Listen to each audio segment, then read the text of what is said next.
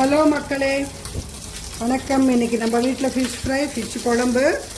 நான் 2 கிலோ மீன் வாங்கியிருக்கேன். 1 கிலோ மீன் குழம்பு வைக்க போகிறேன். அதுக்கு 100 கிராம் புளியை வந்துட்டு நான் ஊற வச்சுருக்கேன். இந்த அளவுக்கு சைஸில் இருக்கிற வெங்காயம், இந்த அளவு சைஸில் இருக்கிற தக்காளி கட் பண்ணி வச்சுருக்கிறேன். கொஞ்சம் இவ்வளோ இஞ்சி, ஒரு 6-7 பல் பூண்டு, கொஞ்சம் கருவேப்பிலை, 2-3 பச்சை மிளகாங்க. இப்போ எண்ணெய் விட்டு ஒரு சின்ன கடாயில் நான் இந்த இதை வறுத்துக்கிறேன். வெங்காயம், தக்காளி நான் இதை அப்படியே அரைச்சி விட்டுட்டு குழம்பு பண்ண போகிறேன். இந்த அளவுக்கு வதங்கின உடனே நான் தக்காளி போட்டுடுறேன், கருவேப்பிலையும் போட்டுடுறேன், பச்சை மிளகாவையும் போட்டுடுறேன். வதக்கிக்கலாம்.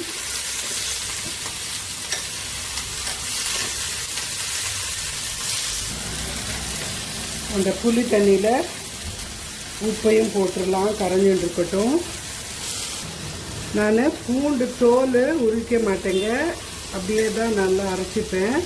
தோலுனா இந்த பல்லுக்கு இருக்கிற தோல், அந்த ஓவராலாக ஒரு தோல் வரும்ல, அதை போட்டுருவேன்.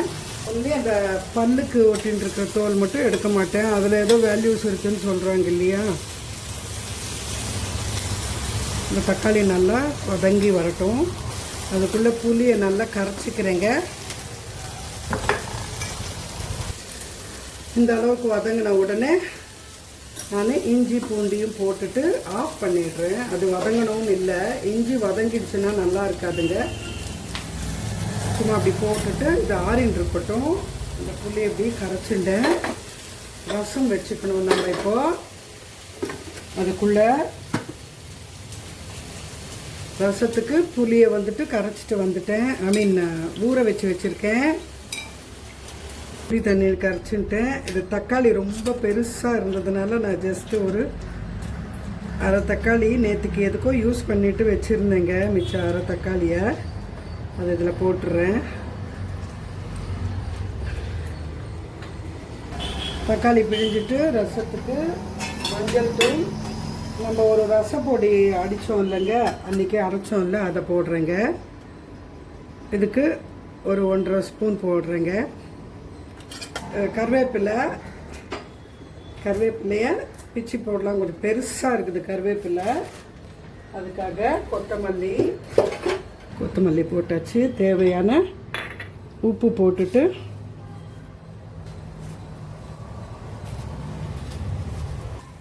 ரசம் வச்சுக்கிறதுக்கு பூண்டை தட்டிட்டு வந்துட்டேன். காஞ்ச மிளகாய் 1 ஸ்லிட் பண்ணி போட்டிருக்கேன். இந்த பவுடர்லேயும், இந்த ரச பவுடர்லேயும் நம்மளுக்கு காஞ்ச மிளகாய் போட்டிருக்கோம். கொஞ்சம் அது தகுந்த மாதிரி போட்டுக்கோங்க. எண்ணெய் சூடானதும் கடுகு, இது போடணும்னு இல்லை, நான் சும்மா போடுறேங்க, நல்லா தான் இருக்கும் போட்டால். கடுகு வெடித்த உடனே பூண்டு, இந்த காஞ்ச மிளகாய் தட்டி வச்சது, அப்புறம் இந்த பெருங்காயம் போட்டுட்டு தூக்கி இதில் போட்டுட்டு நீங்கள் டேஸ்ட் பண்ணிக்கோங்க. ஒருவேளை உங்களுக்கு இன்னும் கொஞ்சம் கூட அந்த ரசப்பொடி போடணும் அப்படின்னு உங்களுக்கு அந்த நம்மளுக்கு பண்ணுறது தெரிஞ்சிடும் இல்லைங்க. ரெகுலராக பண்ணுறவங்களுக்கு பத்தாதுங்கிறது. ஒருவேளை அந்த மாதிரி இருந்ததுன்னா நீங்கள் வேணும்னா இன்னும் கொஞ்சம் கூட போட்டுக்கலாம். நம்ம புளி இதுக்கெல்லாம் தகுந்த மாதிரி தான் அதெல்லாம் நம்ம போட்டுக்கணும். காரங்க இந்த ரசம் இதாக இருக்கக்குள்ள நம்ம இதை அரைச்சிட்டு வந்துடலாம். ஆறிட்டு இதில் போட்டுட்டு அரைச்சிட்டு வந்துடலாம். அரைச்சிட்டு வந்துட்டேன். நான் யூஸ்வலாக அரைச்சி மீன் குழம்பு பெருசாக பண்ண மாட்டேன், பட் இன்னைக்கு பண்ணுறேன். இல்லை, ஒரு நாளைக்கு ஒரு மாதிரிங்க.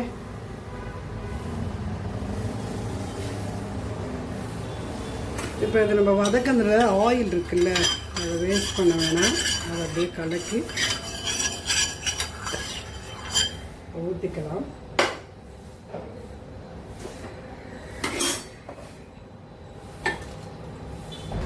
இப்போது ரசம் நல்லா பொங்கி வருதுங்க. ரசம் அவ்வளோதான். இது கடாய் நல்லா சூடாயாச்சு. எண்ணெய் விட்டுக்கலாம்.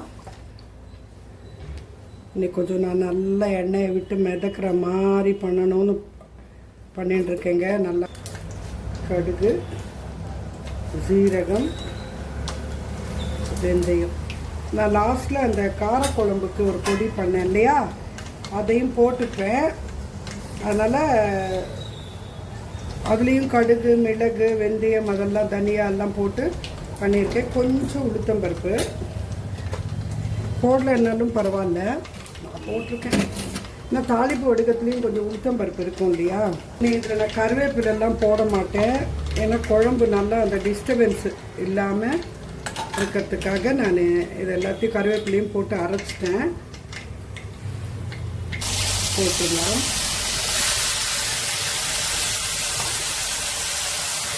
மூடிட்டோன்னா கிச்சன் ஸ்பாயில் ஆகாது. மேலே ஃபுல்லாக ஸ்டவ் ஃபுல்லாக வந்துட்டு அந்த ஆயில் தெளிக்காமல் கொஞ்சம் க்ளீனாக இருக்கும். பார்க்கலாம். ஓரளவுக்கு அடங்கிடுச்சு. இப்போ இதில் இந்த பேலன்ஸையும் போட்டுட்டு வதக்கிக்கலாம்.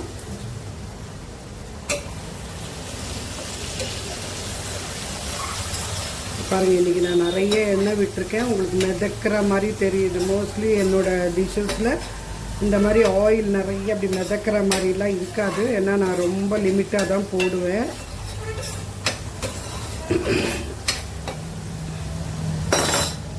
பட் ஒரு நாளைக்கு போட்டு சாப்பிட்ணுன்னு தான் இருக்குது. அது நம்ம ரொம்ப வதக்கணும்னு இல்லைங்க, ஆல்ரெடி அது வதங்கினது தான். அதனால் இதில் மஞ்சள் தூள், அதில் உப்பு போட்டுட்ருக்கேன். அந்த புளி தண்ணியில் பத்தலைன்னா பார்த்துக்கலாம். மிளகாய் தூள் நல்லா காரமாக வைக்க போகிறேங்க. அதில் ஒரு 3 ஸ்பூன் மிளகாய் தூள் போட்டிருக்கேன். ஒரு 2 ஸ்பூன் தனியா. கொஞ்சம் தனியாத்தூள் நிறைய போட்டால் திக்னஸ் வரும், காரமும் கொஞ்சம் அடங்கி இருக்கும். கொஞ்சம் நம்மளுக்கு மிளகாய் தூளோட காரத்தை கொஞ்சம் சப்சைட் பண்ணும். இந்த அளவுக்கு வந்தப்புறமா மிக்சியில் கொஞ்சம் நம்ம அந்த மசாலாஸ் எல்லாம் எடுத்து தண்ணியில் கலக்கி போட்டுடலாம். இப்போ இந்த புளி தண்ணியை நான் கெட்டியாகவே ஊற்றுறேன்.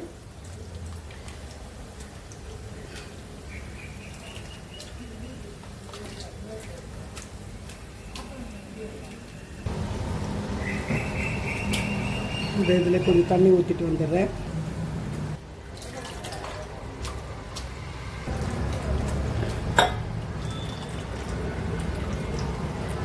ஊற்றிட்டேங்க.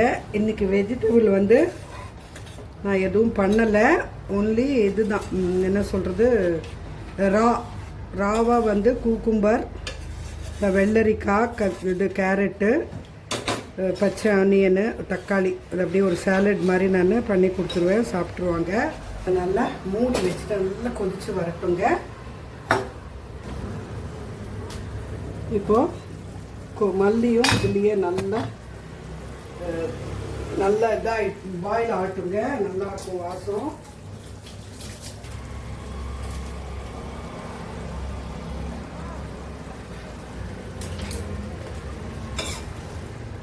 நல்லா கொதிச்சு வரட்டும்.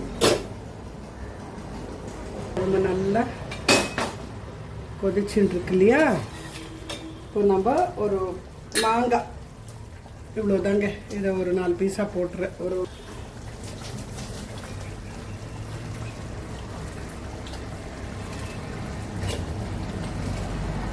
பொரிச்சிக்கிறேன், ஏன்னா நம்ம அரைச்சி போட்டோம் இல்லையா, அதனால் கொஞ்சம் இது மாதிரி தெளிக்கும். நான் 2 கிலோ மீனில் இது ஆல்மோஸ்ட் 1 கிலோ இருக்குங்க. தலை, வால், இந்த பத்தைங்க, இந்த ஒரு 2-3 பீஸு போட்டு இதில் நான் மீன் குழம்புல போட்டுறேன். ஏன்னா இது முழுகிற அளவுக்கு நம்மளுக்கு குழம்பு இருக்கணும்ல.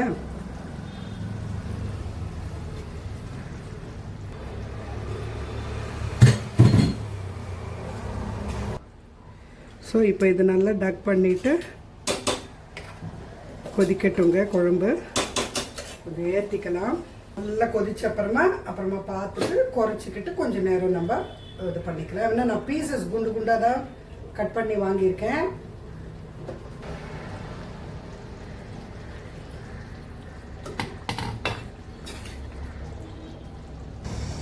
மீன் வந்து இப்படி வந்தாலுமே வெந்து போச்சுன்னு அர்த்தம். இந்த பாருங்கள் எலும்பி வந்திருக்குதுல்ல, இந்த மாதிரி தூக்கலாக வந்திருக்குது பாருங்கள். அப்படி வந்தாலுமே அது வெந்துருச்சுன்னு அர்த்தம். பாப்பப் ஆகி வந்திருக்குதுல்ல, அவ்வளோதான், இது வெந்துருச்சு.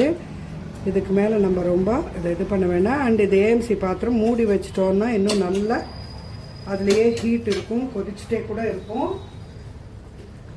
கரெக்டாக இதாகிடும். இப்போ நம்ம கடைசியில் இந்த நான் ஒரு காரக்குழம்புக்குன்னு ஒரு பொடி பண்ணேன் இல்லையா, இதில் அது போடுறேங்க. இதில் தனியா, மிளகு, சீரகம், வெந்தயம், 2 காஞ்ச மிளகா எல்லாம் போட்டு அரைச்சி வச்சுருக்கேன். என்னோடய இதை பாருங்கள், நல்லா ஸ்பைஸியாக இருக்குங்க இது. இப்போ இதை கொஞ்சம் நீங்கள் ஒரு ஸ்பூன் கூட ஒரு ஸ்பூன் வரைக்கும் போட்டுக்கலாம். இந்த குவான்டிட்டிக்கு போட்டுட்டு இப்போ கொஞ்சம் வெந்தய பொடியும் அன்றைக்கி அரைச்சது கொண்டு வந்து போடுறேங்க. அந்த பொடியை கூட போருங்க, அதுலேயும் வெந்தயம்லாம் போட்டுக்கோம். பட் சும்மா ஒரு எக்ஸ்ட்ரா இதுக்காக ஜஸ்ட் ஒரு 1/4 ஸ்பூனுக்கும் கம்மியாக கொஞ்சம் வெந்தய பொடி போட்டுட்டு, இது கூட ஒரு குழகுழப்பு கொடுக்குங்க குழம்புக்கு, நல்லா தான் இருக்கும். இப்போ இதை டிஸ்டர்ப் பண்ணாமல் நம்ம அப்படியே ஆஃப் பண்ணிவிட்டு மூடி வச்சிடலாம். இதை நான் ஆஃப் பண்ணிவிட்டு மூடி வச்சிடுறேங்க. இது ஒரு ரொம்ப நேரத்துக்கு டிஸ்டர்ப் பண்ணாமல் விட்டுருங்க. அவ்வளோதாங்க. இப்போ மீன் வறுத்துக்கணும், சாதம் வச்சுக்கணும், அவ்வளோதாங்க. இப்போ மீன் வறுத்துக்க போகிறேன். குழம்பு எடுத்து அங்கே வச்சுட்டேன். இதுக்கு இன்றைக்கி எல்லாமே கொஞ்சம் மோர் ஆயில்ஸ் தாங்க. இன்றைக்கி கொஞ்சம் அப்படி கொஞ்சம் வாய் கேட்குது. ஸோ அதனால் நான் எண்ணெயை விட்டுருவேன். லெமனுங்க பிழிஞ்சேன். அப்புறம் தேவையான உப்பு, நல்ல ஒரு 3 ஸ்பூன் மிளகாய் தூள், மஞ்சள் தூள், கொஞ்சம் தனியாத்தூள், அப்புறம் இஞ்சி பூண்டு பேஸ்ட் போடலைங்க, பவுடர் போட்டேன். எல்லாத்தையும் பிசைஞ்சு ஒரு 1 hour ஊற வச்சுருக்கேன். இப்போ தான் பொரிச்சுட்டுருக்கேன்.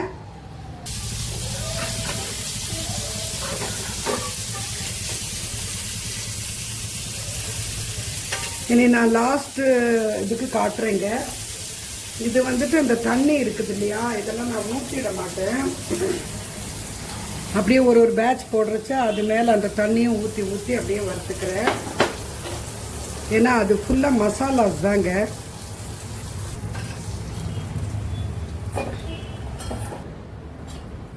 ஆக்சுவலாக ஏஎம்சி பாத்திரத்தில் எண்ணெய் இல்லாமல் வறுத்துக்கலாம். சரி, அது நான் காட்டினேன், நீங்கள் ஆக்செப்ட் பண்ணிப்பீங்களான்னு தெரியல. இப்போ நான் இந்த மசாலா, இந்த தண்ணி இருக்குதுங்க, இது ஆக்சுவலாக லெமன் வாட்ரு நல்லா கொஞ்சம் மீன்லேயே தண்ணி வந்துருக்குது. ரொம்ப நல்லா கெட்டி பிழிஞ்சு தான் பண்ணேன். பட் இந்த ஃப்ளேவர் போயிடக்கூடாதுல்ல, இப்போ மீன் சத்து இருக்கும். அதனால் நான் அதிலே ஊற்றிட்டு மூடி வச்சுட்டு இப்படியே அந்த ஆயிலே நல்லா இதாகி வரட்டும். இது நல்லா தீயாத மாதிரி நீங்கள் அந்த இந்த இதுக்கு ஒட்டின்னு இருக்கும்ல, இந்த கடாய், இந்த பேனுக்கு, அதை நீங்கள் எடுத்து நல்லா சாதத்தில் வச்சுட்டா ரொம்ப நல்லா இருக்குங்க. ஏன்னா நான் இவ்வளோலாம் ஆயில் போட்டெல்லாம் வறுக்கவே மாட்டேன். நான் மோஸ்ட்லி ஃபிஷ்ஷு வறுக்கிறதே கம்மி தாங்க. வறுத்தாலும் ரொம்ப லெஸ் ஆயில் போட்டு ரொம்ப இதுவாக தான் வறுப்பேன். நம்மளோட மெனு இது தாங்க. மீன் குழம்பு, மீன் வறுவல்,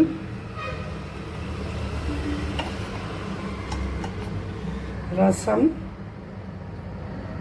சுட சுட வடித்த சாதம்.